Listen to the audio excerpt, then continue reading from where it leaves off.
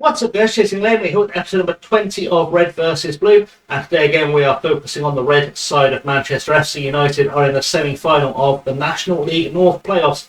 Maine Road have played one game since the last episode with a 2-1 loss in the league, but the league's already won, it's over and done with, and they're in the Northern Premier League as of next season. So as things stand, one division between the two clubs, but of course we are hoping to get promoted from the playoffs to extend the gap again to two divisions, and we'll see how that goes. So, like, subscribe, ring the bell, and I'll see you after this intro. Streets are full of dreams and lies. Every corner has a story. With a pint and cloudy skies, we chase our fleeting glory. Manchester nights are calling. In the madness we are falling. Round and round the wheels turn. Bright city always burning.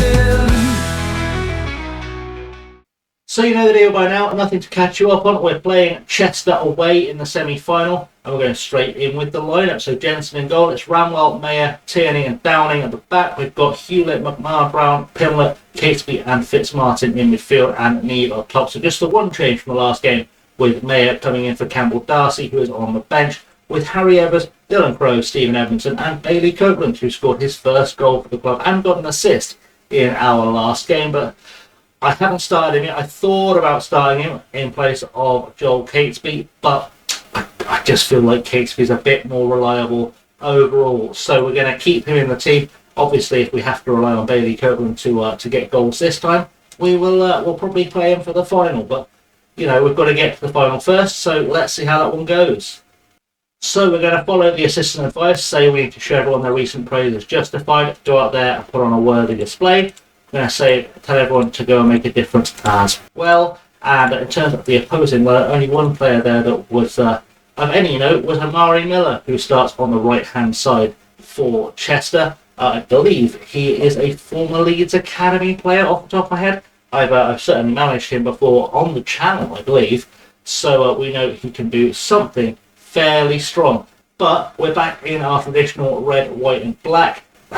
Chester, of course, in all blue, and we're playing here at Chester, where famously half the ground is in Wales, so we're crossing the border at least once during this game, which is a fun thing. Let's encourage the boys and let's settle in. Hope goals come.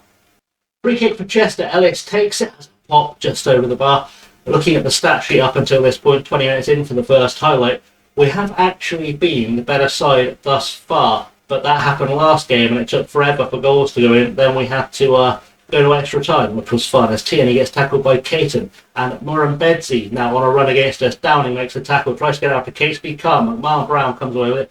I realise there's two changes, because McMahon Brown has come in as well to cover for an injury, as Catesby comes down the near side. Nice little jink to beat his man there, and he's going to for a cross, maybe back to Ramwell, to McMahon Brown, now to Catesby. Catesby will go inside, has a shot, and Joel Catesby scores what will have to go down as possibly one of the best goals of the season, if not of the series, and indeed, arguably, the channel on FM24's cycle. What a team goal that was, but it was Catesby beating his man with the jink we've got there. A couple of passes in the box, beats another couple of guys, and slides it past the goalkeeper to make it 1-0, and we are heading for now for the final.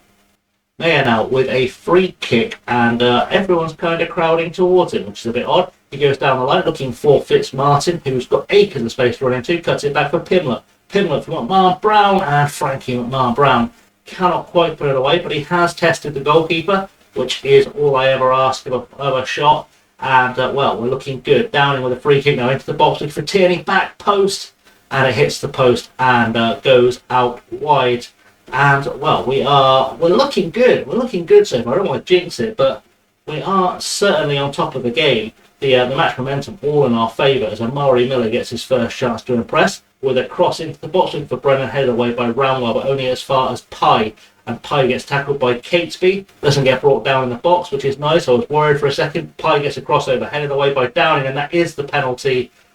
Tierney has shoved Caton, and now we have to rely on Sebastian Jensen to get a goal. We've just given him a new contract, so hopefully he'll reward us with a save, and he does, and we remain 1-0 up. and Sebastian Jensen will be our goalkeeper next season regardless. I actually offered a lot of these players new contracts because they were all running out. And if we've done well enough to get into the playoffs first season, with a bit of time and a bit of development, a bit of football, they should be good enough to get promoted next season if we don't make it through the playoffs.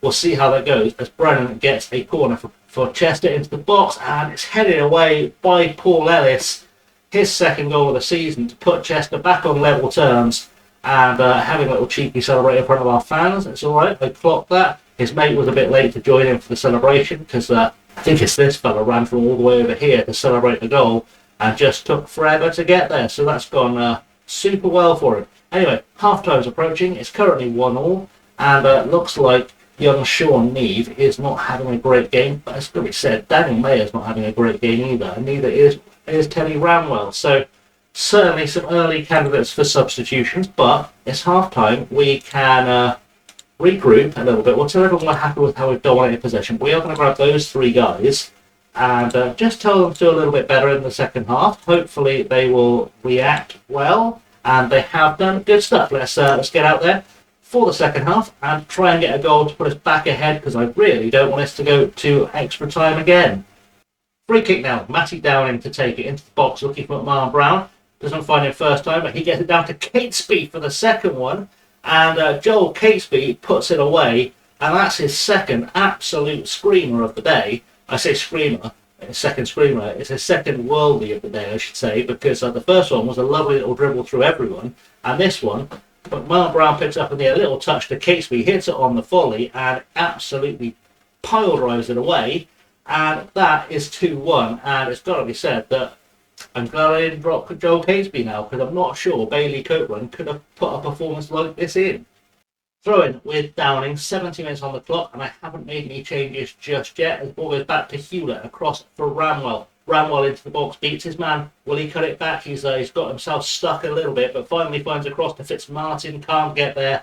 Hutchison picks it out of the sky, and well, a bit of a let-off, I suppose, for Chester there, but you know, we go again as we win the ball back. Catesby now with the ball. Can he get a hat-trick?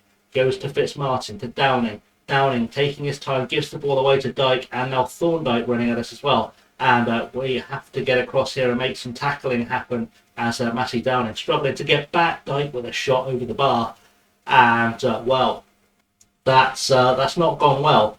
But we have got some subs, and I will make them, I think, very shortly, because we need to really secure this one as Fletcher finds Thorndyke now, and he goes through. Dowling gets his foot in there. Thorndyke now back to Murren-Betsy, to Dyke on the wing. Can he get a crossover? He can. Amari Miller is there, and Jensen with another fantastic set. Apparently it wasn't a save, it hit the post, but looked like Jensen had that one well covered.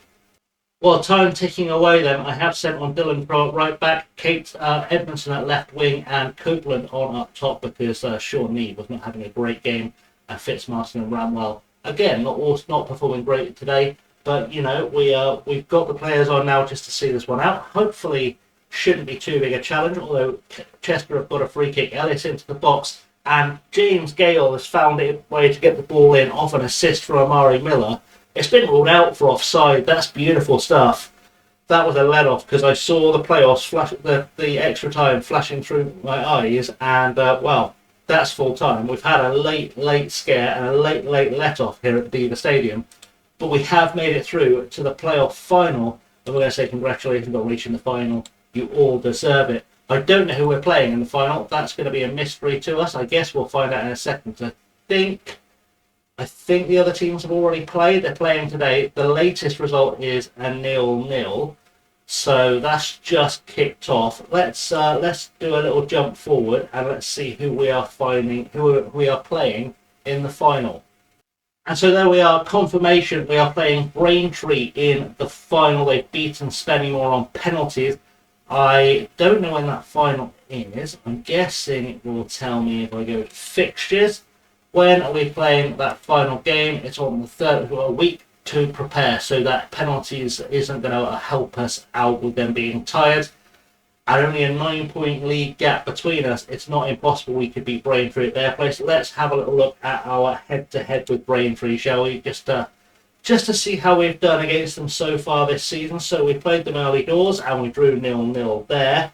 And then we've played them fairly recently, I seem to remember. And we lost 2-0. So we do owe them a beating, but we did lose at their place. So anything can happen in that game. That is going to be the next episode. We are playing, as I said, at Pressing Road, which is Braintree's ground.